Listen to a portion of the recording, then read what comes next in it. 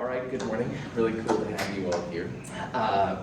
We are down to the last couple of days of Chem 222, which is both kind of cool and kind of crazy and stuff. So just as a quick review, what's all happening is today is the last day of lecture. Next week we won't meet at all on campus. All right, it'll all be like virtual and stuff like that. So today what we'll do is we'll have essentially like a review over chapters 12 and 21. It'll give you a chance to see how your knowledge is going, blah, blah, blah.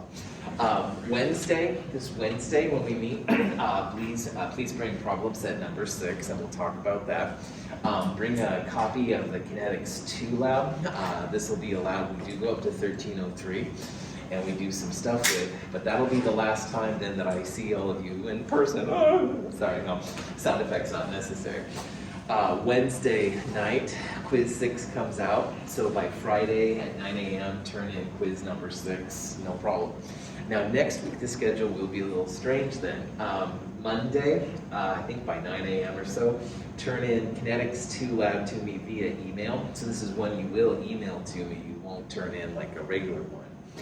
And then in the thing that I gave you at the end of class presentations last Wednesday, the finals and stuff will be coming out on Monday morning, really super early, and they're due by Wednesday at 11:59 p.m.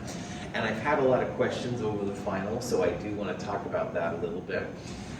There's a final for the lecture material and a final for the lab material, and I'm hoping that neither one of these is crazy or anything like that. But here's kind of what's going down. The lecture final has 32 multiple choice questions and a couple of short answer questions, and those come from the different chapters that we've looked at so far. Actually, 9 doesn't sound right to me. I think I changed it. Well, anyway, there's a couple of short answer questions. My apologies, I'm not totally sure about that. The lab final has 6 short answer questions over the different labs we've done, so you can look back on your labs and stuff to see what's happening. And all of these things, like I said, will be due on Wednesday by 11:59 p.m. So email them to me and stuff like that. We won't meet for lab or lecture. There is a final exam prep worksheet. Hopefully that won't be too bad, so that'll be due. I should have your final grades available by, I'm saying, Friday evening, all right, if all goes well. It's been really cool having you all here. At this point, do you have any questions on this kind of stuff, like what's due, what's happening? Yes? I'd be curious about the grades for the class presentations. Are they going to be put out at the same time as the final grades? You will get your class presentation paper with its final grade today. Yeah, I'm going to email it to you later, right on. I haven't, there's still 1 or 2, so I apologize for the slight delay, but you will get it back today. So yeah, you'll know a long time before. Okay. Good question. I wasn't here for the first part. Did you say that there will be like lecture when you will be coming to class on the 14th? That's right. So next week, Emily, you don't have to come to class or anything at all. It's all going to be virtual and stuff. So today is the last lecture. Wednesday will be the last lab. And then from then on, things will just be submitted by email. That's right. Good. That was a good question. I'm glad you asked. So, questions? Other questions on these things? I'm sure other questions will pop up, and geez, by all means, man, definitely feel free to contact me. Everything's a little weird, I know, right now, in a weird term, so my goal is to help you get through and stuff like that. And we are almost there, so man, keep your eyes on the prize. Questions on? Okay, so what we're going to do today is we're going to see a series of questions over the kinetic stuff and the radioactive stuff. And I'll let there be a few minutes where I would encourage you to work on the problem yourself, see what answer you get, and then we'll talk about the actual answer, all right? So if you just want to sit here and watch, that's honestly okay too, but the idea is that you can work on it and then see how you do, and then we'll compare it to the right answer. And that'll give you a chance to test yourself and stuff, see what you're doing. So, okay. So the first question, there's no more questions. Sweet. All right, so the first question is about what is the order, the rates, all right? Now, this question is really going deep into how chemists measure the speed of a reaction. And we have 2 reactants and 2 products, all right? And basically it says, how do we compare the rate of a product, CH2O, to the rate of the other product, the O2? And there's all these different kind of combinations in there. So see if you can figure this out. And again, after a couple of minutes and stuff, then I will talk about how we go about finding the answer.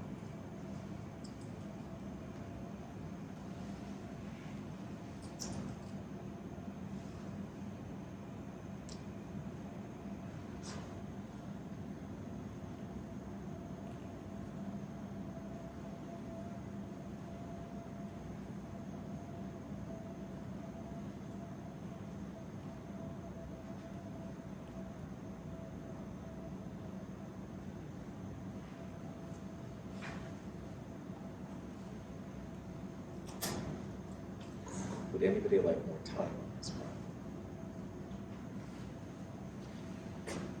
A car, speed, easy. All right, you look at the odometer or whatever, whatever. I don't even know cars very well, obviously. But anyway, I can look at my car and I can figure out how fast I'm going. It's very simple, all right? So chemists want that kind of simplicity when it comes to figuring out how fast a reaction goes. And when you're talking about the speed of a reaction, there's 2 things to think about. First of all, in any chemical reaction, the reactants are being used up, so their concentrations are decreasing over time. All right, and this is natural. Reactants go down, and likewise, products go up. So at delta, and you can see lots of deltas up there, we'll talk about that. Delta is always final minus initial. And so if a reactant is decreasing, any delta of a reactant will be like a negative number inherently. So the first thing is that when it comes to speeds or rates, you always put a negative in front of reactants. And that makes those negative numbers positive. Products are already positive. Like change of a product, the final product should be more than the initial product. So it's only for reactants that you put a negative sign up there. But the other thing is that you have to go 1 over the stoichiometry. So for example, on the product side right here, you can see that CH2O has a 2 in front of it. So every delta T or so then, it's going to be increasing by 2. On the other hand, O2 is going to be increasing much slower, all right? It only has a 1/2 in front of it. There's like quite a difference there between them. So the other important part about these speeds of reaction is that you go 1 over the stoichiometry. So for this reaction then, the rate, all right, the speed, and that's all rate is, all right, for the reactants, which honestly we don't meet here, but you would write minus delta C2H4 over time. That would be the way you talk about the C2H4's speed in relationship to this reaction. You could also then have another equals, and you go negative change of ozone over time. And again, we do that because ozone is a reactant, all right? So we put the negative in front of it. Now, for the products, you don't put the negative, you only put the negatives for the reactants. But on these guys, you do want to go 1 over the stoichiometric coefficient. So for the CH2O, it would be a positive 1 over 2 delta CH2O delta T. That's how you would write it for the CH2O part. And then for the oxygen, because of the weird fraction, positive again because it's a product, 1 divided by 1/2 delta O2 over delta T. So if you look at those 4 right there, all right, reactants are negative, products are positive. That's number 1 thing. And second thing is that you go 1 over the stoichiometry. So we didn't put anything for the C2H4 and the O3, but we did for the products because of that part right there. And why this is cool is because, for a chemist anyway, is because the speed of this reaction can be explained through either reactants or products if you follow this kind of pattern. And it's a little weird, it looks a little strange and stuff, but it's not too bad. Delta T is just so many seconds or so many minutes, whatever time units you have, all right? And this would be the change of the concentration, so moles per liter final minus moles per liter initial, something like that. Questions so far? So you can see in this problem that what you want is you want the delta CH2O over delta T, this part to be isolated, all right? And on the product side, you have a bunch of delta O2s over delta T's, all right?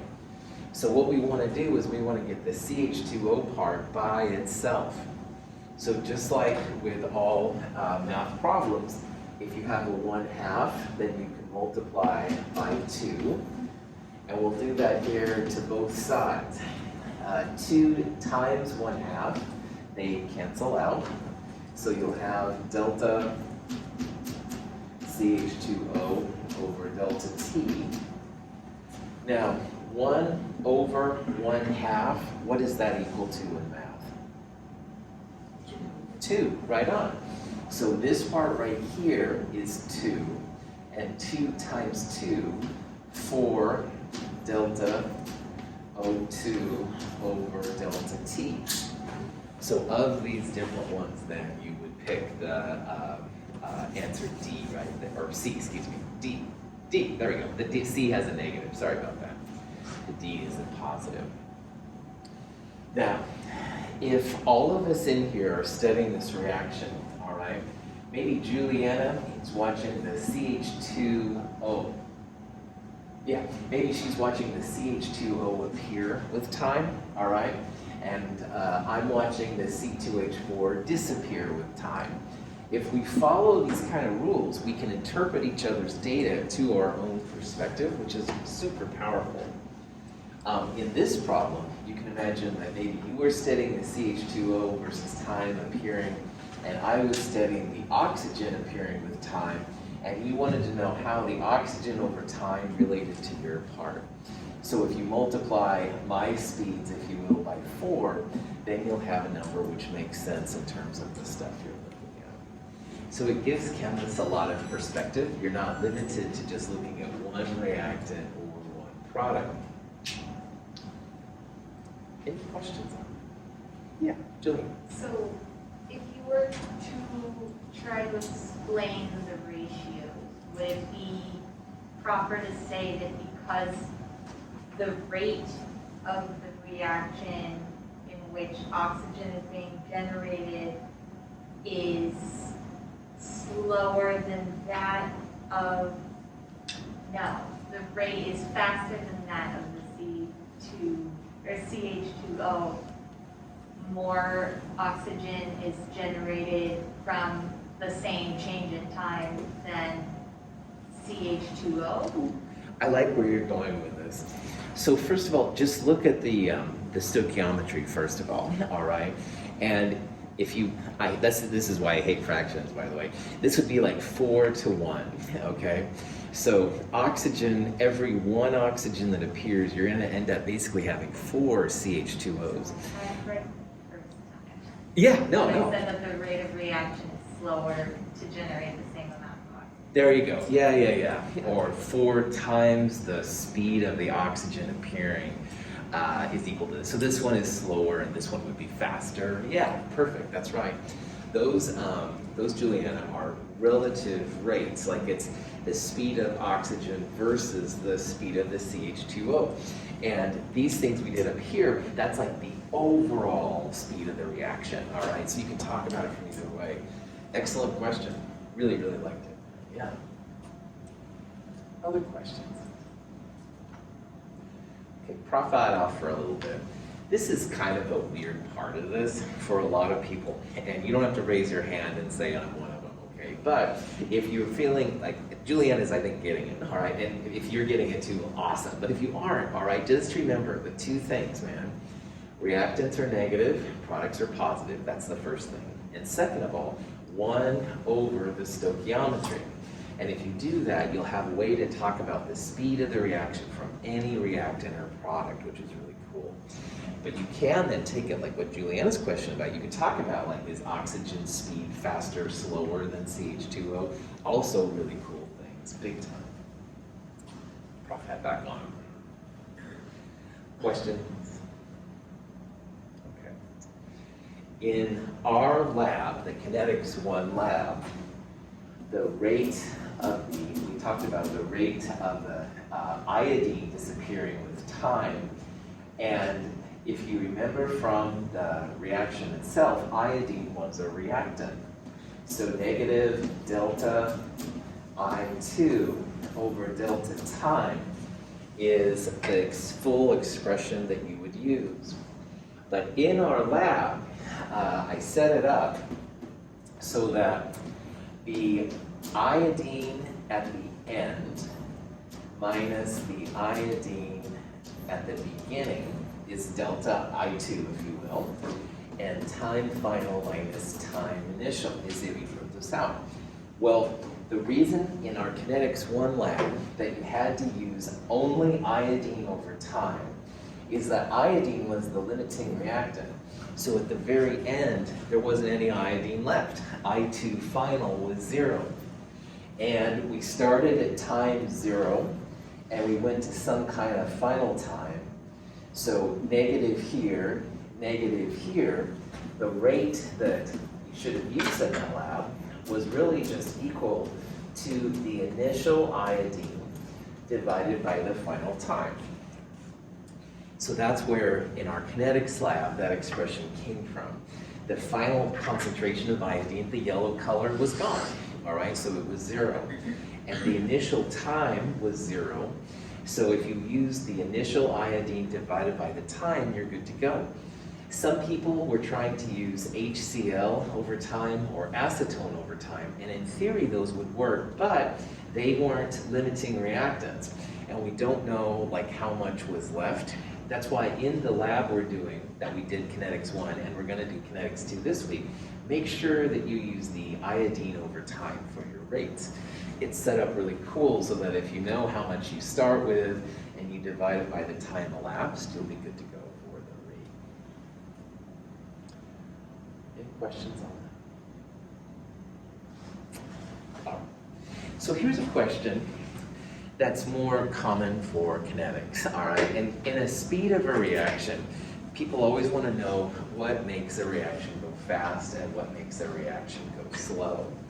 So in this one, it says it's second order in NO and third order overall. Which of those would be the correct rate law? So see if you can figure out what that information means for this problem.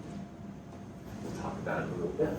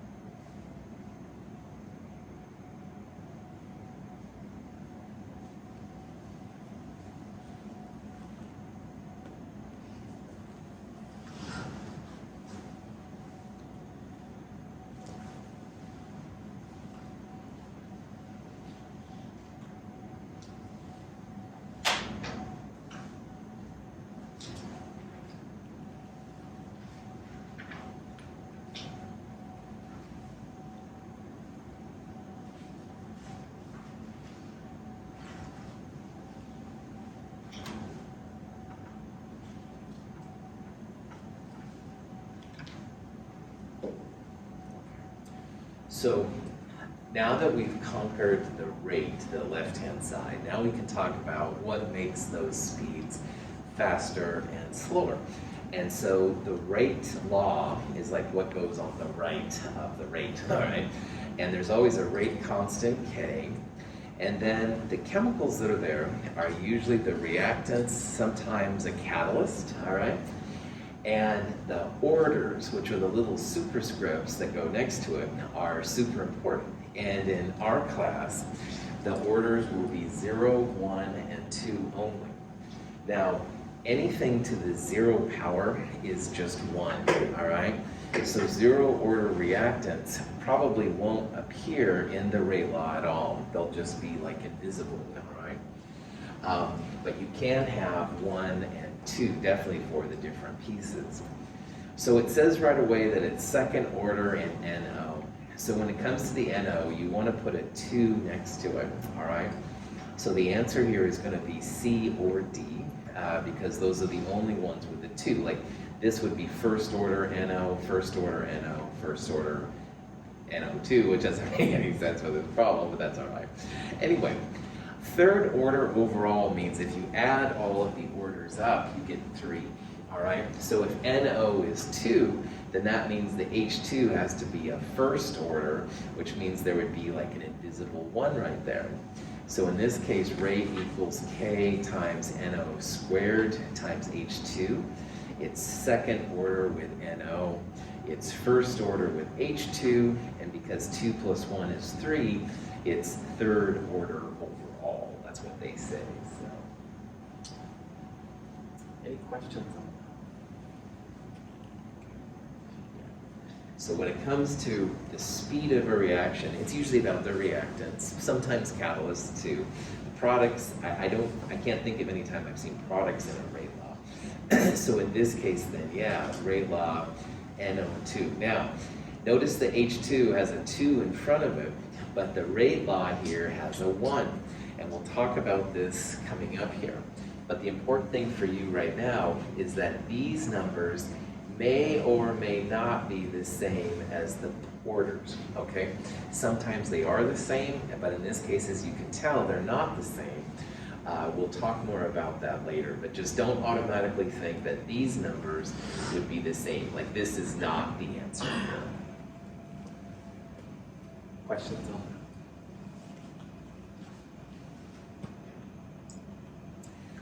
that? So here's the second order NO, third order overall.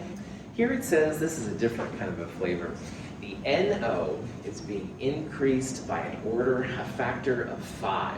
So what that means is maybe NO's concentration in the first time they did it was 0.1 mole per liter, and now it would be like 0.5 mole per liter, something like that. That's what it means when it goes up by 5. But the question is, how does the rate change?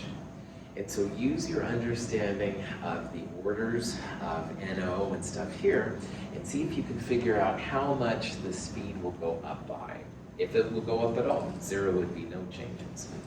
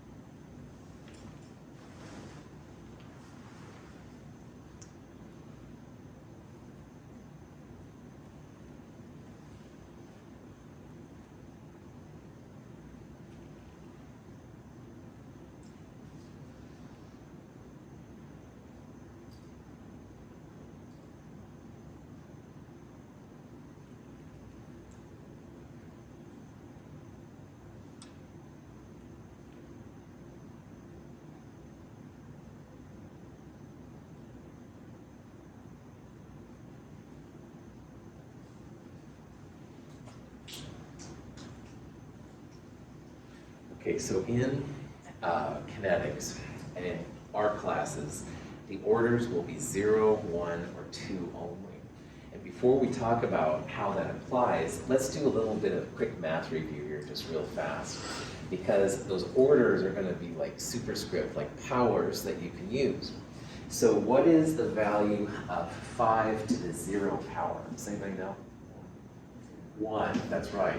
Anything to the 0 power is just 1, all right? So it can be, infinity may or may not work, but infinity to the 0 would be 1, negative 10 to the 0, et cetera, et cetera. What is 5 to the first power? 5, that's right. Whatever is to the first power, it's just itself. So 10 to the first power would be 10. 1/2 to the first power would be 1/2, etc. 5 squared is like 5 times 5, all right? And 5 squared is 25. So depending on then the order of NO, all right, the answer will be probably one of these different things because it's changing by 5. And NO, as we saw in the last one, is second order in this reaction. So rate equals K times NO squared times H2 to the first power. So if you're increasing the NO by 5 times, to figure out how it affects it, you would have 5 to the second power. And again, that's because NO is second order. So this one's actually going to go up by 25 times, quite a bit faster by changing the concentration. Second order things will really rock your reactions, all right? Like first order kind of makes sense. Like if you double it, then the speed goes up by 2. That doesn't seem unreasonable. But second order things, man, they just go crazy. You up the concentration a little bit and the effect is quite dramatic. That being said, you decrease the amount, then all of a sudden the reaction just slows to a crawl. So there's a whole different kind of beast and stuff with these. H2 here is a first order reactant. So if we increase the H2 by 5 times, how would that affect the rate? 5, well done, that's right, Kate. They go up by 5. The first order things would be going up to the same amount if they're first order. And if you had a catalyst of, I don't know, LSD, I'm joking, not really, that wouldn't work here, but let's say it was. All right, it's obviously not part of the Ray law, so it would be 0 order. So that would be 0 order, 0 change on the reaction rate. That was a dumb example of catalyst, sorry, but I don't know. It's a Monday, whatever. End of the term. Questions? Probably that back on. Good. Okay. Now, if you don't know what the rate law is, you can figure it out, all right? And this is a kind of problem where you want to do that. So in this problem, we have random A and B reactants. And the goal is twofold here. First of all, you want to find what the orders are for A and B in the reaction. And finally, knowing that, use one of these sets of data to actually find the value of K. So in this problem, first find what A and B's orders are, and second of all, find the value of K. And I would love to say that E was the right answer, because I really do like AC/DC, I admit it. However, that's not a real answer. You can ignore E. AC/DC is number 1, but that's not really appropriate here. So anyway, see if you can find out which of those would be the best answer for this problem.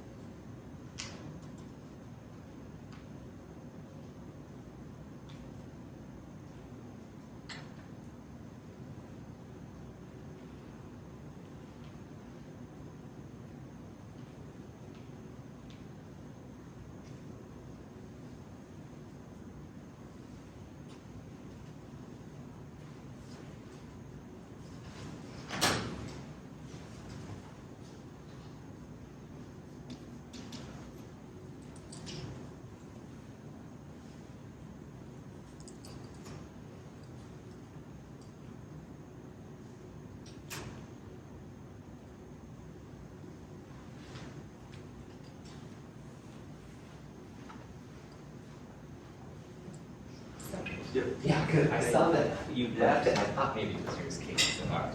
Yeah, I was hoping that I left it here and that it was somewhere else. Good. Glad we got it back to you. So.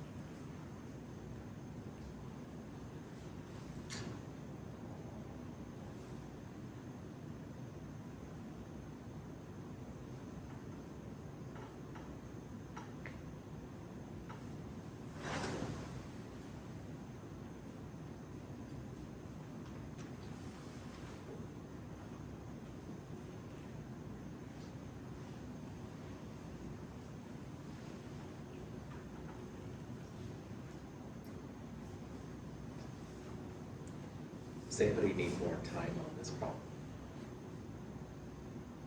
Okay. So this is kind of like what the Kinetics Part 1 lab was about. All right, like in this case, you've got two reactants, A and B.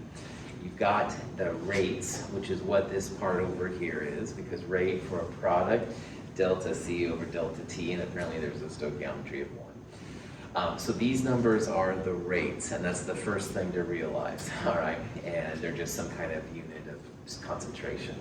So what we want to do on this problem is first figure out the orders for A and B, and again, the orders are just those little superscripts that go by them. And once we have the orders, we can go back and calculate the actual value of K. So the 2044, et cetera, those numbers are the K values for this reaction. There's definitely more than one way to do this problem. I'm gonna, in the lab, I kind of pushed you towards the logarithm version, which is awesome, and that's always cool to do.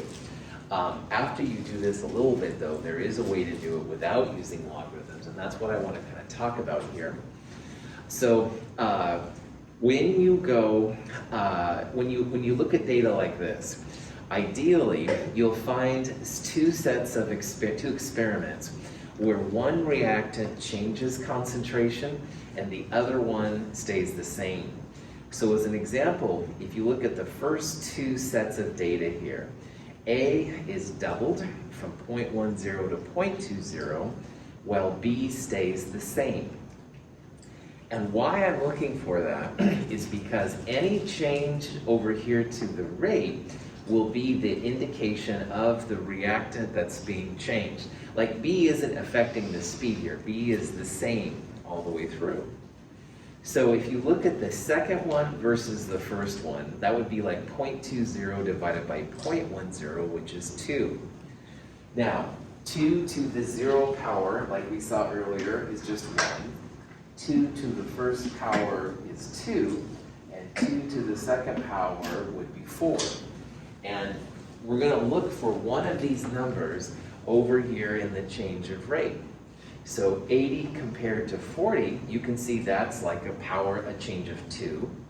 So we doubled the A, and the rate went up by 2. So 2 to the first power gives you 2. That means that your A is a first order reactant, all right? This change over here had nothing to do with B because B stayed the same, all right? That's no change going on there. All of the change came from A. We doubled it, speed went up, or rate went up by 2, so A here is a first order reactant. You can always do the logarithm. You could take the log of 80 over 40 equals m log 0.20 divided by 0.10, or log 2, and that should give you the same kind of thing. Any questions on that? Yeah. So I did it a different way. Mhm. I just did this with the start on the problem or the exam review a little bit early. That's great. So I just wrote out all of the rate laws for each one of those. And then I found two that look pretty identical except for the actual rates and like the either B or N, and then you can cancel out and solve for either N or P. Is that, would that work for, if this information is given, would that work in all scenarios or in some of them? Ben, that works pretty well here because you only have 2 reactants. But like in our lab, we had 3 possibilities. There was also the iodine, acetone, and HCl. So I think you'd have to write out more and more and more equations doing that way. But that being said, if you're patient, I think that way will work, man, absolutely.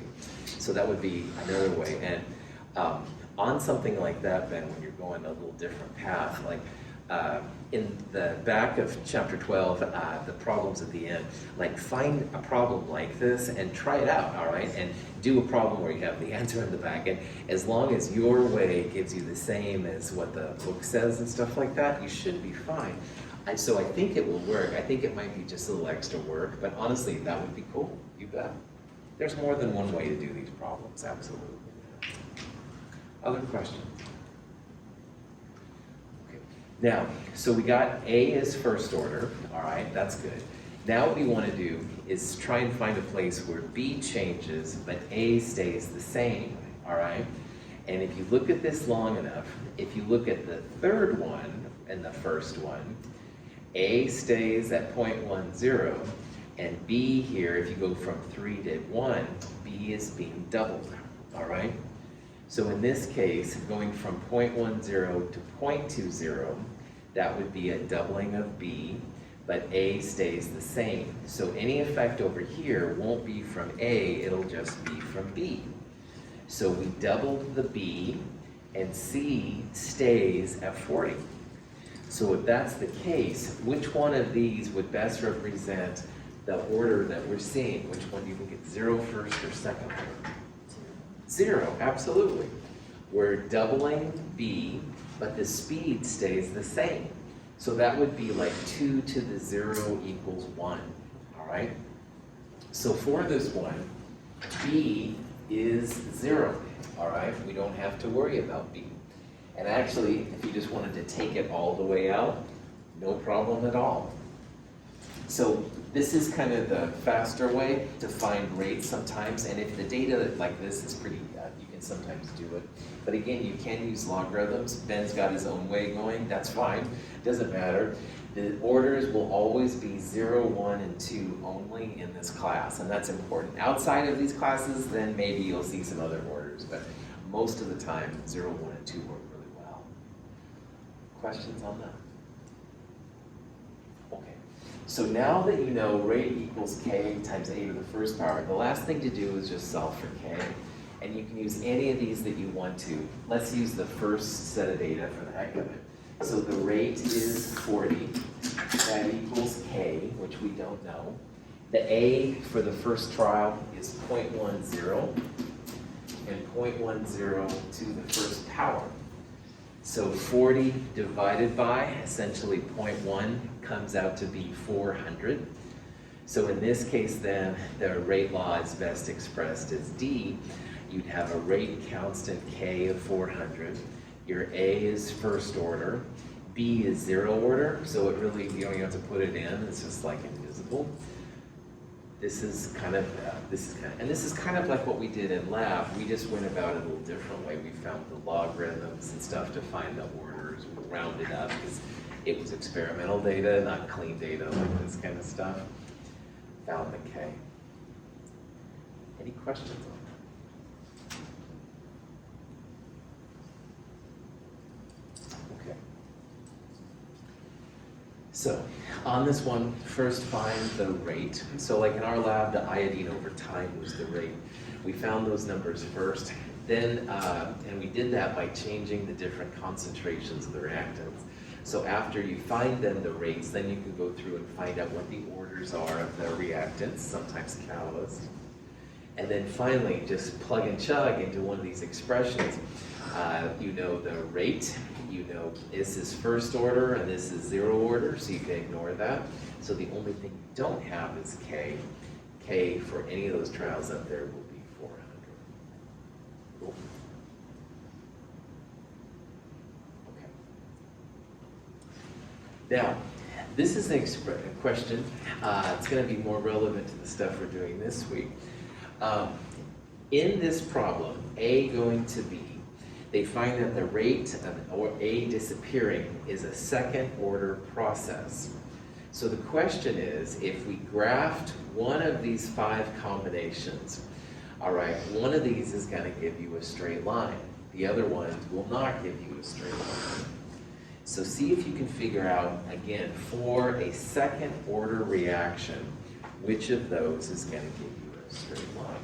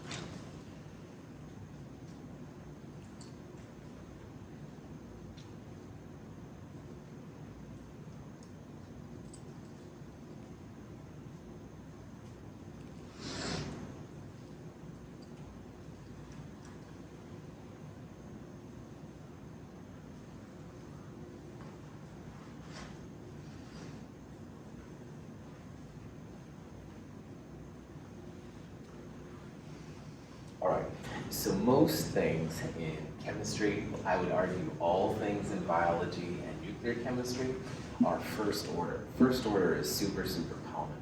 But once in a while in chemistry and in other sciences too, you will see zero order and second order behavior. So this question basically just talks about if you have one of these kind of things, what will give you a straight line? And straight lines are important because finding the rate constant K is a little bit of a holy grail. So in our kinetics lab, we changed concentrations, blah, blah, blah, to find K. But if you know that one of these things is first order, second order, et cetera, you can do it. So zero order graphs will give you a straight line if you plot the concentration of A versus time. And you'll see a straight order, and the slope of the line equals negative K for zero order. So like in our lab we did 2 weeks ago, I guess now, the iodine was a zero order reactant. If we plot the iodine versus time, we would see a straight line supposedly, and the slope would be minus K. Now, first order, if you want to get a straight line, you plot the natural log of the concentration versus time. That will give you a straight line for first order. And the slope of these is also equal to negative K. So in this problem, we have a second order reactant. So this neither natural log of concentration versus time, or concentration versus time will give you a straight line. However, second order, if you plot 1 over the concentration versus time, you'll get a straight line. And the slope of these lines is literally equal to K. So if you know it's second order, and this does pop up enough that it's kind of important, plot 1 over the concentration versus time to get a straight line. And once you have a straight line, you can do linear regression and all that kind of stuff on it to get the rate constant K out, which is kind of a cool thing. And from K, then you can back calculate the initial concentrations and stuff like that. Any questions on that? All right, let's take a quick break. It's about 9:53, so 9:58 or so. We'll pop back in and knock this stuff out.